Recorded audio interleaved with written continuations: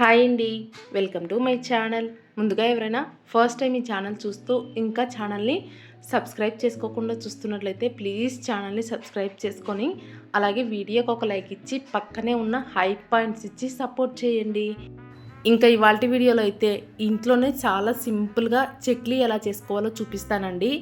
అది కూడా నార్మల్ చక్లీ కాకుండా పాలకూర వేసి చక్లీలు అనమాట. ఆకుకూరలు అంటే తినని పిల్లలకి ఇలా స్నాక్స్లో ఇంక్లూడ్ చేసి పెట్టండి. చాలా ఇష్టంగా తెలియకుండానే తినేస్తారండి. ఇంకా టేస్ట్లో కూడా డిఫరెన్స్ ఏమీ తెలియదు అనమాట. ఇంకా లేట్ చేయకుండా పాలకూరతో ఈ చక్లీ ఎలా ప్రిపేర్ చేసుకోవాలో చూపిస్తాను పదండి. ఫస్ట్ అయితే ఒక కట్ట ఫ్రెష్గా ఉండే పాలకూరను అయితే తీసుకోండి. తీసుకున్న పాలకూరకి కాడలు కనుక ఎక్కువగా ఉంటే ఆ కాడలు తుంచేసి ఓన్లీ ఇలా ఆకులు మాత్రమే వేసుకోండి. అలాగే పాలకూరని శుభ్రంగా కడిగేసుకొని మిక్సీ జార్లోకి వేసుకోవాలి. ఇక్కడ మనం చక్లీ చేసుకునే క్వాంటిటీని బట్టి పాలకూర అయితే వేసుకోవాలండి. నేనైతే 1/2 కేజీ బియ్యం పిండికి ఒక కట్ట పాలకూర అయితే వేసుకున్నా. ఇప్పుడు అందులోకే ఒక 5-6 పచ్చిమిరపకాయలు, ఒక 20 దాకా మిరియాలు కూడా వేసుకొని అవసరమైతే కొద్దిగా నీళ్లు వేసి ఇలా మెత్తగా పేస్ట్ లాగా మిక్సీ పట్టేసుకోండి. ఇప్పుడు పిండి కలుపుకోవడం కోసం వెడల్పుగా ఉండే ఇలాంటి ఒక ప్లేట్ తీసుకొని అందులోకి బియ్యం పిండి అయితే వేసుకోవాలి. ఇక్కడ నేను వాడే బియ్యం పిండి అయితే పొడి బియ్యం పిండి. యాక్చువల్గా ఎప్పుడు ఇంట్లోనే ప్రిపేర్ చేసుకుంటా, కానీ ఈసారి అయితే అయిపోయింది, ఇంకా బిజీగా ఉండడం వల్ల చేసుకోలేదనమాట. ఇలా పొడి బియ్యం పిండిని అయితే 1/2 కేజీ తీసుకున్నానండి. 1/2 కేజీ బియ్యం పిండి కూడా రెగ్యులర్గా కొలుచుకునే కప్పుతో 3.5 కప్పుల బియ్యం పిండి అయితే వచ్చిందనమాట. ఇలా బియ్యం పిండి మొత్తాన్ని తీసుకొని ఒక ప్లేట్లోకి అయితే వేసి పెట్టుకోండి. ఇప్పుడు అదే పిండిలోకి సేమ్ కప్పుతో 1/2 కప్పు శనగపిండి వేసుకోండి. ఇప్పుడు దీన్ని పక్కన పెట్టేసుకొని మిక్సీ జార్లోకి సేమ్ కప్పుతో 3/4 కప్పు వరకు పుట్నాల పప్పు ఉంటాయి కదా, వాటిని వేసుకొని ఫైన్ పౌడర్ లాగా మిక్సీ పట్టేసుకోవాలి. ఇలా పుట్నాల పప్పు వేసుకోవడం వల్ల మనకు చక్లీలు గట్టిగా లేకుండా క్రిస్పీగా చాలా బాగుంటాయి అన్నమాట. పప్పునైతే ఎక్కడ పలుకులు లేకుండా ఇలా ఫైన్ పౌడర్ లాగా మిక్సీ పట్టేసుకొని దాన్ని కూడా పిండిలోకి వేసేసుకోండి. ఇప్పుడు అందులోకి ఒక స్పూన్ వామునైతే ఇలా చేత్తో నలుపుకొని వేసుకోండి. వాము వేసుకోవడం వల్ల ఫ్లేవర్ బాగుంటుంది, ఇంకా టేస్ట్ కూడా చాలా బాగుంటుంది అనమాట. ఇంకా మీకు కావాలంటే ఇక్కడ కొద్దిగా నువ్వులు కూడా వేసుకోవచ్చండి. ప్రస్తుతానికి నేనైతే నువ్వులు వేసుకోవట్లేదు అనమాట. అలాగే రుచికి సరిపడినంత ఉప్పు కూడా వేసుకోండి. ఇప్పుడు అందులోకి 1 టేబుల్ స్పూన్ ఆయిల్ని బాగా వేడి చేసుకొని వేసుకోవాలి. ఇక్కడ ఆయిల్ ప్లేస్లో కావాలంటే బటర్ అయినా నెయ్యి అయినా ఏదైనా వేసుకోవచ్చండి, మీ ఇష్టం. నేనైతే ఆయిల్ వేసుకున్నానండి. ఇలా ఆయిల్ వేసుకున్న తర్వాత ఆయిల్ మొత్తం పిండిలో కలిసిపోయేలాగా ఇలా చేత్తో మొత్తం అంతా బాగా కలిపేసుకోండి. ఇలా కలుపుకున్న తర్వాత కొద్దిగా పిండిని తీసుకొని చేత్తో నొక్కొని చూడండి. అలా నొక్కినప్పుడు గట్టి ఉండలాగా వచ్చి చేత్తో నలిపినప్పుడు మళ్ళీ పొడిగిపోయిందంటే కనుక మనం వేసుకున్న ఆయిల్ పర్ఫెక్ట్గా సరిపోయినట్లు అనమాట. ఇప్పుడు అందులోకి ముందుగానే మిక్సీ పట్టి పెట్టుకున్న పాలకూర జ్యూస్ని అయితే ఇలా వడగట్టుకుంటూ వేసుకోవాలి. వడగట్టుకోకుండా అయినా వేసుకోవచ్చండి, నేనైతే వడగట్టి వేస్తున్నా. ఒకవేళ మిరియాలు కనుక ఎక్కడైనా నల్లకుండా ఉంటే కనుక మనకు చక్లీ ఒత్తుకునేటప్పుడు కష్టంగా ఉంటుందని ఇలా వడగట్టుకొని వేసుకున్నానండి. ఇలా వేసుకొని మొత్తం అంతా బాగా వడగట్టేసుకున్నామంటే పిప్పి ఎక్కువగా ఏం మిగలదనమాట. అంటే మనం మిక్సీ పట్టుకునేటప్పుడు మెత్తగా మిక్సీ పట్టుకున్నామంటే పిప్పి ఎక్కువగా మిగలదు, ఇంకా పాలకూర కూడా వేస్ట్ అవ్వదు అనమాట. ఇలా కొద్దిగా పాలకూర జ్యూస్ను వేసుకుంటూ పిండిని అయితే కలుపుకోవాలి. మొత్తం ఒకటేసారి వేసుకోకుండా కొద్దిగా వేసుకుంటూ కలిపేసుకోండి. చక్లీ చేసేటప్పుడు చక్లీలు పర్ఫెక్ట్గా కుదరాలంటే పిండి కలుపుకునే విధానంలోనే ఉంటుందండి. సో పిండి కలిపేటప్పుడు ఇలా చేత్తో బాగా పిసుకుతూ కలుపుకోండి. చక్లీలు విరిగిపోకుండా చక్కగా వస్తాయి అన్నమాట. మీరు గమనించినట్లయితే పిండిని కనీసం ఒక 2-3 నిమిషాల పాటైనా ఇలా చేత్తో బాగా పిసుకుతూ కలపాలండి. అప్పుడే పిండిలో బంకతనం ఏర్పడి మనం చక్లీలాగా చుట్టుకునేటప్పుడు విరిగిపోకుండా ఉంటాయి అన్నమాట. ఫైనల్గా పిండి మొత్తం కలుపుకున్న తర్వాత మరీ గట్టిగా ఉండకూడదు, అలాగని లూజ్గా ఉండకూడదు అనమాట.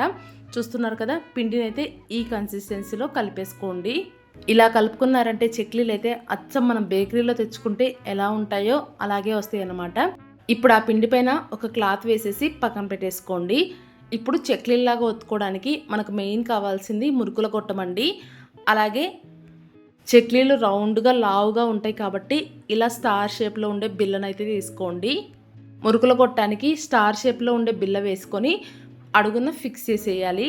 ఇప్పుడు మురుకుల గొట్టానికి లోపల వైపు కొద్దిగా ఆయిల్ వేసి ఆయిల్ మొత్తం మురుకుల గొట్టానికి అప్లై చేసేయండి.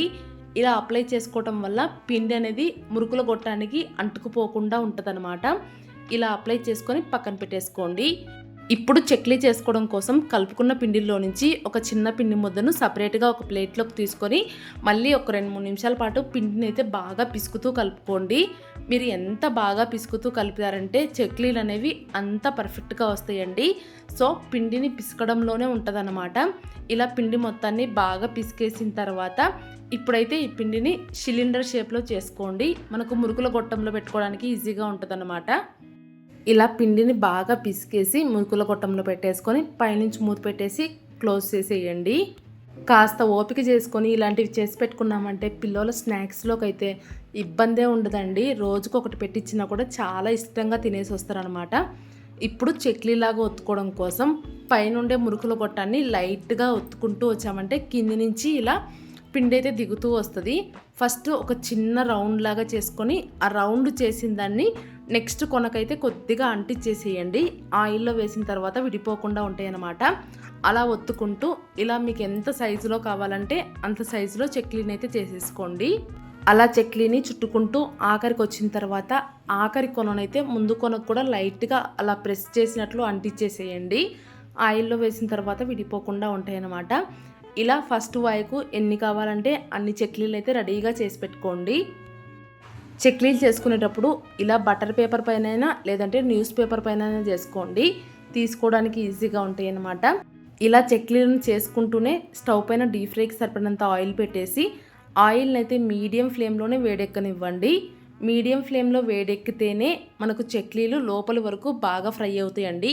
హై ఫ్లేమ్లో పెట్టుకొని వేడెక్కనిచ్చారంటే పైపైన కాలి లోపల పచ్చిపచ్చిగా అలాగే ఉంటాయి అన్నమాట. అలా ఆయిల్ కాగిన తర్వాత ఇప్పుడు అందులోకి చేసి పెట్టుకున్న చెక్లీలను ఒక్కొక్కటిగా వేసుకోవాలి. ఆయిల్లో వేసిన తర్వాత కాసేపు గరిటె పెట్టకుండా వదిలేసేయండి. వాటంతటా అవే పైకి రావడం స్టార్ట్ అవుతాయి అన్నమాట. అలా పైకి వచ్చే టైంలో గరిటె తీసుకొని ఇలా 2 వైపులా తిప్పుకుంటూ ఫ్రై చేసుకోవాలి. ఈ ఫ్రై చేసుకునే ప్రాసెస్ మొత్తం కూడా మీడియం ఫ్లేమ్లోనే చేసుకోవాలండి. అప్పుడే మురుకులు లోపల వరకు చక్కగా ఫ్రై అవుతాయి అన్నమాట. ఇలా కాసేపు తిప్పుకుంటూ ఫ్రై చేసుకున్నారంటే మురుకులు కాస్త గట్టిపడిపోతాయి. ఇంకా ఆయిల్లో బుడగలు మొత్తం పూర్తిగా తగ్గిపోతాయి అన్నమాట.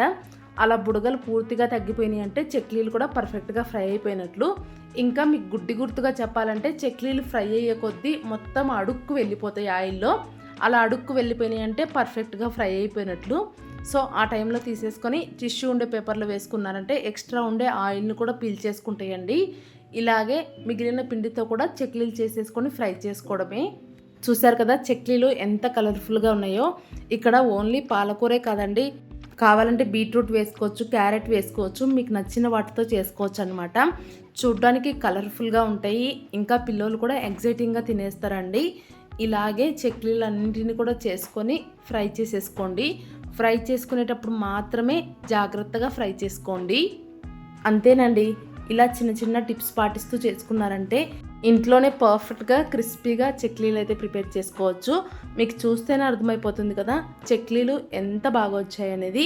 అలాగే మీకు ఇంత పెద్ద చెక్లీలు వద్దనుకుంటే కనుక ఇలా చిట్టి చెక్లీలు కూడా చేసుకోవచ్చండి. పిల్లలకు తినడానికి ఈజీగా ఉంటాయి అన్నమాట. సో మీకు ఏ సైజులో కావాలంటే ఆ సైజులో చేసేసుకొని ఫ్రై చేసుకోవడమేనండి. చూసారు కదా చెక్లీలు ఎక్కడ విరిగిపోకుండా ఎంత బాగా వచ్చాయో. ఈ కొలతలతో మీరు కూడా ఒకసారి ట్రై చేయండి. ఫస్ట్ టైం చేసే వాళ్ళకి కూడా పర్ఫెక్ట్గా కుదురుతాయి అన్నమాట. ఇంకా మన ఛానల్లో స్వీట్స్ అండ్ స్నాక్ రెసిపీస్ అయితే చాలా అప్లోడ్ చేశానండి. ఒక్కసారి ఛానల్ పైన క్లిక్ చేసి చూసారంటే మీకు కనపడతాయి అన్నమాట. ఇంట్రెస్ట్ ఉంటే ప్లీజ్ ఛానల్ని సబ్స్క్రైబ్ చేసుకొని వీడియోస్ని అయితే చూడండి. అలాగే ఈ వీడియో మీకు నచ్చినట్లయితే ప్లీజ్ వీడియోకి ఒక లైక్ ఇవ్వండి. ఇంకా మీ ఫ్రెండ్స్ అండ్ ఫ్యామిలీ మెంబర్స్కి షేర్ చేయండి. ఇంకా కొత్తగా చూస్తున్న వాళ్ళు సబ్స్క్రైబ్ చేసుకొని సపోర్ట్ చేయండి. ఉంటాను. బాయ్.